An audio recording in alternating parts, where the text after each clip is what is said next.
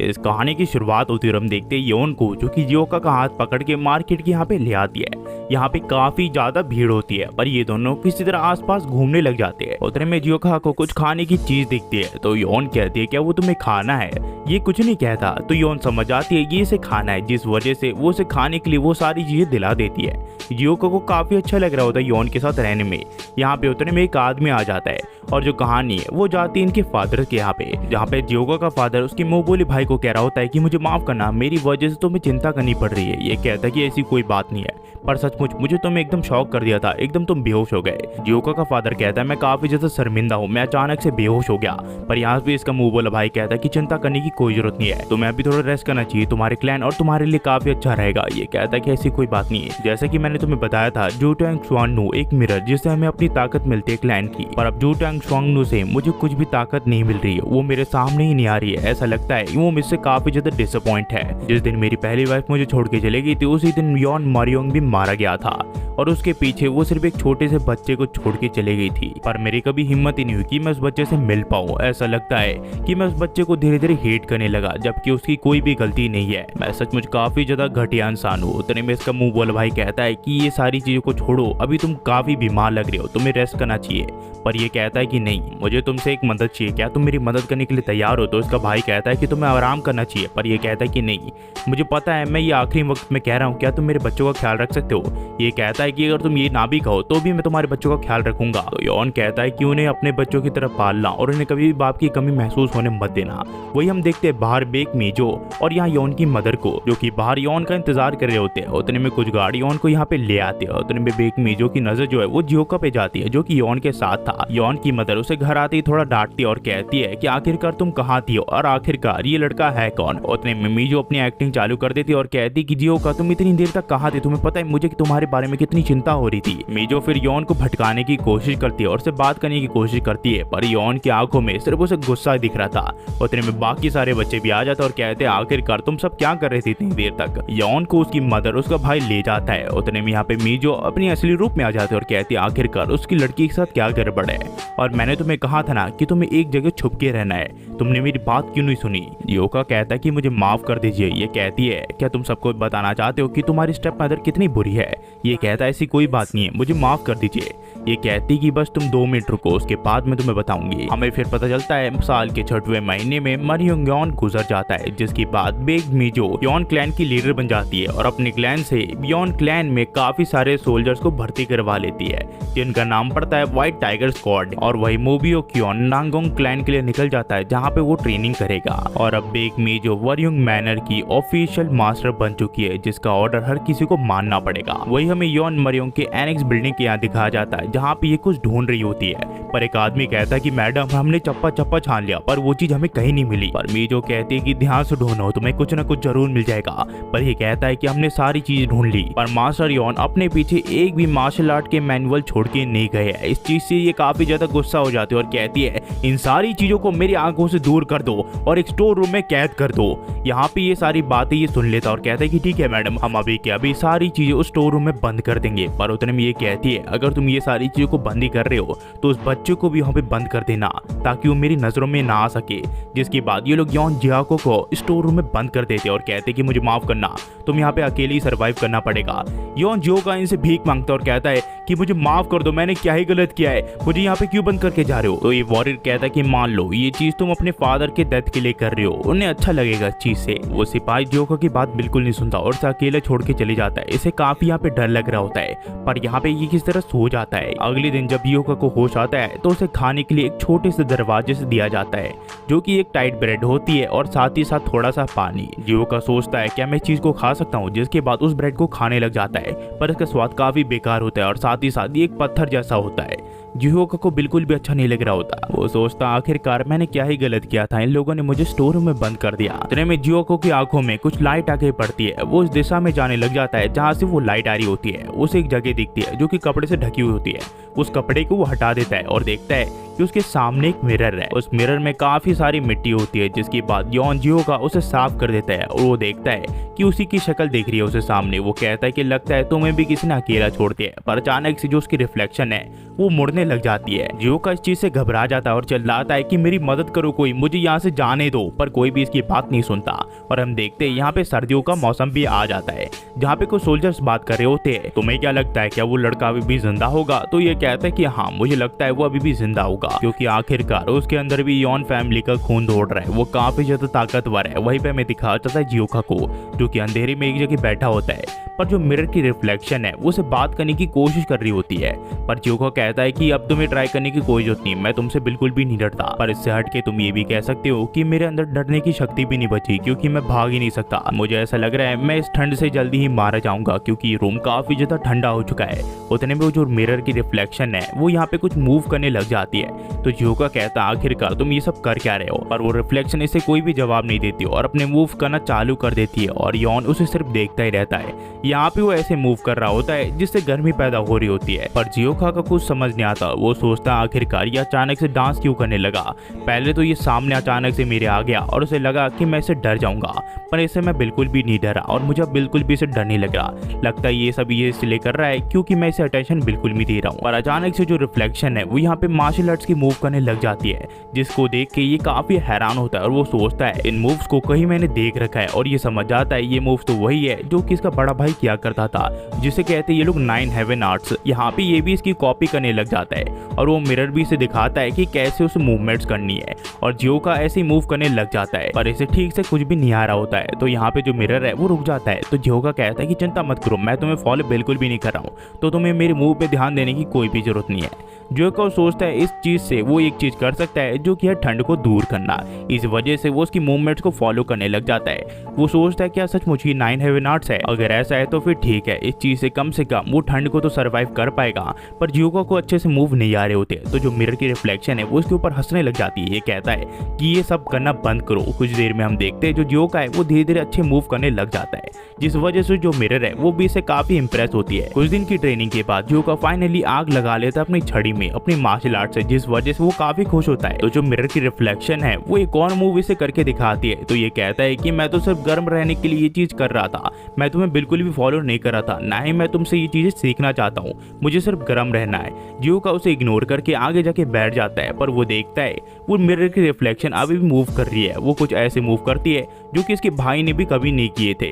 जियोका को बिल्कुल याद नहीं होता कि 9 हेवन आर्ट्स में ऐसी भी कुछ टेक्निक्स थी या नहीं, पर जियोका को लगता है इसकी रिफ्लेक्शन इस 9 हेवन टेक्निक्स बिल्कुल भी नहीं सिखा रही। इस वजह से ये सोचता है कि आखिरकार ये किस तरह की टेक्निक है। ये फिर अपने मिरर की रिफ्लेक्शन को कहता है कि मैं इस चीज में बिल्कुल भी इंटरेस्टेड नहीं हूँ, तुम्हें इस चीज को बंद कर देना चाहिए। तुम्हें सचमुच लगता है इतने टफ और कॉम्प्लिकेटेड मूवमेंट्स को मैं सचमुच करूंगा? ये बात सुन के मिरर की रिफ्लेक्शन जियोका को मजाक उड़ाने लग जाती है। तो जियोका कहता है कि तुम्हें सचमुच लगता है कि इन मूवमेंट्स को मैं कभी भी नहीं कर सकता? इसे काफी गुस्सा आ रहा होता है। वो कहता है कि देखना, जो भी मूवमेंट्स तुमने दिखाए अभी अभी उन चीजों को मैं जल्दी से सीख जाऊंगा, मुझे बिल्कुल भी टाइम नहीं लगने वाला।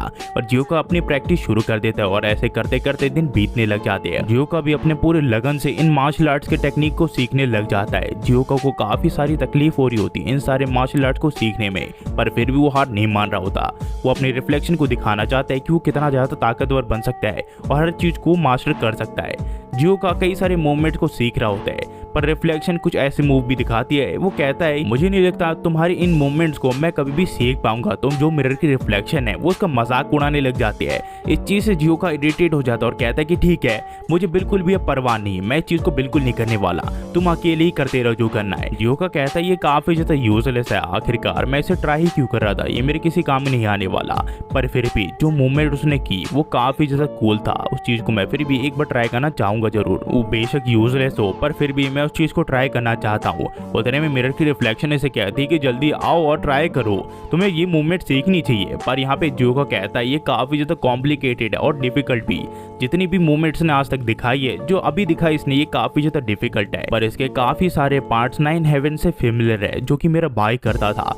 पर जो भी ये चीज मुझे सिखा रहा है ये मेरे भाई से काफी ज्यादा हार्ड है। पर आखिरकार इसको मेरे क्लैन की इस टेक्निक के बारे में कैसे पता चला जो कि इतनी ज्यादा टफ है? ये जरूर मेरे क्लैन के मार्शल आर्ट से कहीं ना कहीं जुड़ा हुआ है। जियोका फिर उस रिफ्लेक्शन से पूछता है कि जो तुम मुझे कर रहे हो वैसे ही चीज मैं कर रहा हूँ, पर आखिरकार मैं चीज को क्यों नहीं कर पा रहा हूँ? तो जो रिफ्लेक्शन है वो उसके ऊपर हंसने लग जाती है। इस वजह से जो जियोका है वो गुस्सा हो जाता है। वो कहता है कि ऐसी बात है तो फिर ठीक है, और वो उस मिरर के ऊपर कपड़ा डाल देता है और कहता है कि अब तुम्हें अपने सबक जरूर मिलेगा। तो जो रिफ्लेक्शन है वो तैयार हो जाती है जियोका को ये बताने के लिए कि आखिरकार ऐसी मार्शल आर्ट उसे कहाँ से सीखा। तो जियोका कहता है अगर तुमने मुझसे झूठ बोला तो मैं तुम्हें दोबारा से कपड़े से ढक दूंगा।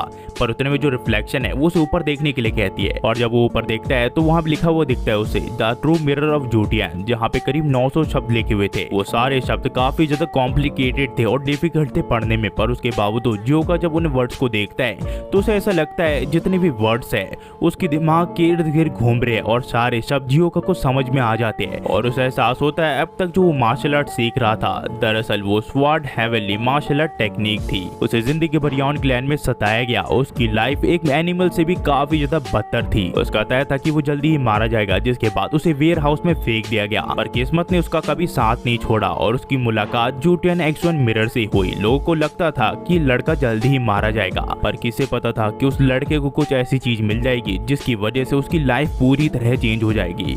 सबको लगता था कि मरियम के मरने के बाद जो उसकी 9 हेवन स्वॉर्ड टेक्निक थी वो किसी को भी पास डाउन नहीं मिलेगी, पर धीरे धीरे करके वो टेक्निक एक इंसान को मिलते जा रही है और वो चीज वो धीरे धीरे सीखता जा रहा है। यॉन जियोका जो कि वेयर हाउस में बंद है और वो धीरे धीरे सारी टेक्निक सीख रहा है। हम देखते हैं जो यॉन जियोका है वो धीरे धीरे करके 9 हेवन की सारी टेक्निक सीख लेता है और धीरे धीरे करके वो इन सारी चीजों को भी मास्टर कर लेता है। और जो उसकी रिफ्लेक्शन है वो उसे हर चीज में गाइड करती जाती है। यॉन जियोका अब धीरे धीरे बड़ा होने लग जाता है और हम देखते हैं यॉन जियोका कई सारे मार्शल आर्ट की टेक्निक को मास्टर कर लेता है। जियोका की जो रिफ्लेक्शन है वो उसे कई सारे नए नए टेक्निक सिखाती है जो कि उसके क्लैन में आज तक नहीं सिखाए गए हैं। उसने ऐसी चीज को मास्टर कर लिया था जो कि आगे जाके उसकी लाइफ को चेंज करने वाला है। जियोका को इस वेयर हाउस में बंद पड़े करीब 10 साल बीत चुके हैं और जियोका ने 9 हेवन टेक्निक मास्टर कर ली है और वो काफी बड़ा भी हो चुका है। जियोका इस चीज से काफी खुश होता है कि अब वो अपने रिफ्लेक्शन की मूवमेंट्स को कैच कर पा रहा है और सारी टेक्निक वो सीख चुका है। वहीं पे में दिखाया जाता है लोंग योंग को यहाँ पे, जहाँ हम देखते हैं घोड़ा गाड़ी को जो कि सिटी के अंदर एंटर कर चुकी होती है और इसके अंदर और कोई नहीं, ये होता है मोबियोक जो कि होता है मीजो का बेटा। मीजो उसे देख के काफी खुश हो जाती है और मोबियोक भी अब काफी बड़ा हो चुका होता है। मीजो उसके गले लग जाती है और उसे काफी सारी बातें करने लग जाती है। मोबियोक फॉर्मर मीजो को बताता है कि वो अपनी ट्रेनिंग पूरी कर चुका है। इससे इसकी मॉम काफी ज्यादा खुश होती है। मीजो मोबियोक को कहते हैं तुम्हें देख के मुझे काफी ज्यादा प्राउड हो रहा है कि तुम मेरे सन हो और तुम काफी अच्छे हो और तुम काफी ज्यादा हैंडसम हो चुके हो। ये से गले लगा लेती है पर ये कहती है कि मुझे माफ करना, मैं तुम पे ध्यान ही नहीं दिया, तुम्हारा भी स्वागत है। उतने में हम देखते हैं यहाँ पे यॉन और उसका भाई भी होता है जो कि काफी बड़े हो चुके होते हैं। यहाँ पे करीब 10 साल बीत चुके होते हैं। यॉन और चुन काफी बड़े हो चुके होते हैं और जो यॉन है वो काफी ज्यादा खूबसूरत बन चुकी होती है। जो मीजो है वो इन दोनों को अंदर आने के लिए कहते और कहते हैं कि तुम काफी ज्यादा बड़े हो चुके हो, तुम दोनों को अंदर आके खाना खा लेना चाहिए। यहाँ पे जुन मीजो से बात करने लग जाता है पर जो यॉन है वो बिल्कुल भी मीजो को भाव नहीं दे रही होती है। यहाँ पे जो जुन है वो मीजो से पूछता है आपकी हेल्थ तो ठीक है ना, पर यहाँ पे यॉन मीजो को इग्नोर करके मेंशन के अंदर एंटर करने लग जाती है। तो मीजो को इससे काफी गुस्सा आता है और उसके भाई को कहती है कि लगता है तुम्हारी बहन का एक स्क्रू ढीला है। पर जुन मीजो को समझाता है मेरी बहन तो एक थेरेपिस्ट है, आखिरकार उसका स्क्रू कैसे ढीला हो सकता है। उतने में जुन एक गार्ड को पकड़ते और कहती है चाहे जो भी हो जाए उस लड़की को जियोका जहाँ पे है उधर जाने बिल्कुल भी मत देना। तो वो गार्ड कहता है इस चीज को मैं आपको काफी दिनों से बताने की सोच रहा था। तो ये कहती है कि क्या, ये कहता है कि दरअसल जो जियोका मास्टर है वो अपने स्टोर रूम से गायब हो चुकी है। इस चीज को सुन के ये काफी गुस्सा हो जाते हैं और कहते हैं कि आखिरकार वो कहाँ पे है। ये कहता है चीज के बारे में मुझे बिल्कुल भी नहीं पता। हमें फिर एक दिन पहले दिखाया जाता है जहाँ हम देखते हैं जियोका को जो कि अपने 9 हेवन मार्शल आर्ट की प्रैक्टिस कर रहा होता है और वो सारी चीजें सीख चुका होता है। उसे इस चीज से काफी खुशी होती है कि वो चीज को फाइनली मास्टर कर चुका है। इस चीज से ये काफी ज्यादा खुश होता है। साथ ही साथ वो मिरर को कहता है कि देखा मैं इस चीज को मास्टर करने में फाइनली कामयाब हो गया, तुम देख तो रहे हो ना। तो जो मिरर की रिफ्लेक्शन है वो उसे देख के काफी ज्यादा खुश होती है। यहाँ पे जियोका भी इस चीज से काफी खुश होता है कि चीज को वो फाइनली सक्सेस कर चुका है। तो इसकी जो रिफ्लेक्शन है वो उसके लिए तालियां भी बजाती है। यहाँ पे जियोका फिर कहता है कि पिछले कुछ दिनों से मैं एक ही टेक्निक पे अटका हुआ था पर फाइनली उस टेक्निक को भी मैंने किस तरह क्लियर कर लिया। इस वजह से इसकी रिफ्लेक्शन भी काफी खुश होती है। जिसके बाद जो उसकी रिफ्लेक्शन है वो उसे ऊपर का इशारा देती है। जियोका जब फिर ऊपर की तरफ देखता है तो देखता है वहां से सनलाइट आ रही होती है। पिछले 10 सालों तक जियोका ने बिल्कुल भी सनलाइट नहीं देखी थी, जिसे देखने के बाद जियोका काफी खुश होता है। जियोका के लिए जिसने अपने पूरे 10 साल एक छोटे से वेयर हाउस में बिताए जो कि डार्कनेस से पूरी तरह भरा हुआ था, उसने जब 10 साल के बाद पहली बार आसमान का नजारा देखा तो वो नजारा उसके लिए काफी ज्यादा खूबसूरत था। जियोका फिर ऊपर जाने की सोचता है, पर उससे पहले वो अपने रिफ्लेक्शन को देखता है जो कि मुस्कुराते हुए उसे ऊपर जाने के लिए कहता है। ये इसका इशारा समझ आता है और जियोका फिर ऊपर जाता है। ऊपर जाने के बाद जियोका अपने 2 पैरों पे बैठ जाता है और नज़ारे देखने लग जाता है। इस नज़ारे को देखने के बाद जियोका कहता है ये तो काफी ज्यादा खूबसूरत है। जियोका ने 10 साल के बाद ऐसा नज़ारा देखा होता है। वहीं पे हम देखते हैं मिरर की रिफ्लेक्शन को, जो कि एक औरत का भेस ले लेती है और यही है जो टाइम मिरर की रिफ्लेक्शन। यहाँ से ये गायब हो जाती है। जियोका फिर कहता है ये काफी ज्यादा खूबसूरत है, तुम ऊपर क्यों नहीं आते? पर जियोका जब रिफ्लेक्शन के यहाँ पे देखता है तो वो देखता है जो उसकी रिफ्लेक्शन है वो गायब हो चुकी है और मिरर में कुछ भी नहीं दिख रहा। इस चीज से जियोका काफी ज्यादा दुखी हो जाता है, क्योंकि 10 साल उसने अपने रिफ्लेक्शन के साथ बिताए है, जिसने इसका हर चीज में साथ दिया। इससे ये थोड़ा दुखी तो होता है, पर ये समझ जाता है कि जिंदगी इसी का नाम है। वहीं पे हम देखते हैं प्रेजेंट में, जहाँ पे जो मीजो है वो वेयर हाउस का गेट खोलती है और वो देखती है कि जियोका यहाँ पे नहीं है। इस चीज से काफी गुस्सा हो जाती है और कहती है कि आखिरकार वो कहाँ गया। उतने में इसकी नजर टूटी हुई छत पे जाती है और वो सोचते हैं आखिरकार वो इतनी ऊपर कैसे पहुंचा। तो इसके जो गार्ड्स है वो उसे कहते हैं कि हम उसकी अभी से तलाश शुरू कर देते, वो हमें जल्दी ही मिल जाएगा। पर यहाँ पे जो मीजो है वो कहते हैं ऐसा करने की कोई भी जरूरत नहीं है। अगर वो उस क्लैन से भागना चाहता है जो कि उसे खाना खिलाते हैं तो वो उसकी मर्जी है। वो एक नंबर का बेवकूफ है, उसे कुछ भी नहीं आता और मुझे पता है वो इस दुनिया में सरवाइव नहीं कर पाएगा, क्योंकि बेशक वो शरीर से बड़ा हो चुका हो पर दिमाग से वो एक 10 साल का बच्चा ही है। वो जल्दी ही भूख से मारा जाएगा। और यहाँ से जो कहानी है वो टू बी कंटिन्यू हो जाती है। अगर आप यहाँ तक देख रहे हो तो प्लीज लाइक एंड सब्सक्राइब करना मत भूलना। तो हाँ गाइस, मुझे पता आप में से कई सारे लोग कहेंगे कि आज एक ही वीडियो डाली है यार, आज बहुत गर्मी थी, सुबह मैं वीडियो बना नहीं पाया और अभी ये बना रहा हूँ, अभी पसीने छूट गए। ये 1.5-2 घंटे लगे इस वीडियो को बनाने में, मतलब वॉइस ओवर करने में। एडिटिंग तो कब की हो रही थी, मुझे पता है इसकी अनाउंसमेंट मैंने करीब 1 महीने पहले की थी और अब जाके वीडियो डाल रहा हूँ। यार माफ कर देना उसके लिए। मैं वॉइस ओवर देना चाहता था पर दे नहीं पाया, क्योंकि काफी सारे एनिमीज थे जो कि पेंडिंग थे। अभी भी कई सारे एनिमीज है जिनके ऊपर वॉइस देना है मुझे, पर काफी गर्मी की वजह से मैं दे नहीं पा रहा हूँ। आखिर में चाहते हुए मैं क्या ही कहूँ, मैं जल्दी ही वीडियो लाने वाला हूँ। ये बस गर्मी चले जाए, पर इसमें गर्मी में मैं वीडियो रिकॉर्ड करने की पूरी कोशिश कर रहा हूँ। पूरी गर्मी से लथपथ हो चुका हूँ, तो क्या ही कहूँगा इस आखिर में। Thanks for watching, next video में मिलते हैं।